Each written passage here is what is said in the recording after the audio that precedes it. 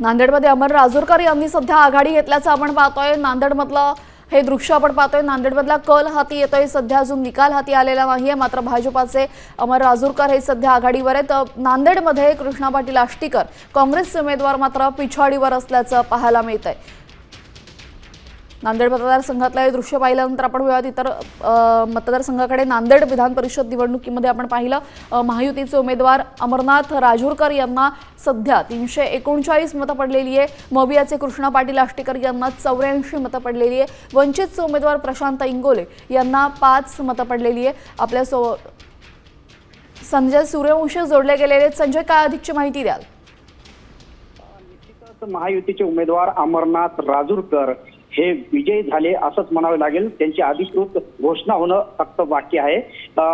अमरनाथ राजूरकर यांना जवळपास 255 मताधिक्याने ते आघाडीवर आहेत। एकूण 451 मतं मोजली गेली, 23 मतं बाद ठरली। तर कृष्णा पाटील आष्टीकर जे महाविकास आघाडी पुरस्कृत उमेदवार आहेत त्यांना 84 मतं मिळाली आहेत। तर वंचितचे उमेदवार प्रशांत इंगोले यांना 5 मतं मिळाली आहे।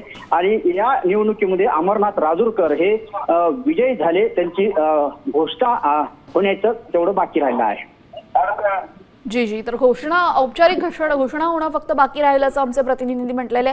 धन्यवाद संजय, आपण दिलेल्या सविस्तर माहितीसाठी। तर आपण पाहतोय यावेळेस अमरनाथ राजूरकर हे 255 मतांनी आघाडीवर आहेत। नांदेड विधान परिषद निवडणुकीमध्ये महायुतीचे उमेदवार विजयी झालेले आहेत, मात्र औपचारिक घोषणा होणं बाकी आहे। मवियाचे कृष्णा पाटील यांना मात्र 84 मतं पडलेली आहेत। वंचितचे प्रशांत इंगोलेंना 5 मतं।